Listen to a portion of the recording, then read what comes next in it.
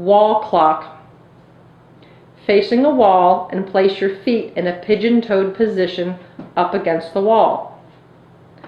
Place your arms over your head in a 12 o'clock position and hold for 1 minute. Your elbows should be straight while your shoulders are rotated away from the wall, with the thumbs pointing away from the wall. Stay in this position for 1 minute. Position 2. Remain in the pigeon-toed stance.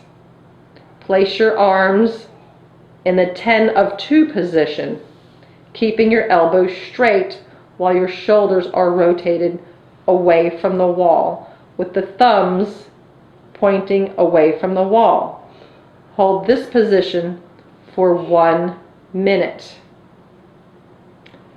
Position 3. Remain in the pigeon-toed stance. Place your arms over your head in the quarter to 3 position. Your elbows should remain straight while your shoulders are rotated away from the wall.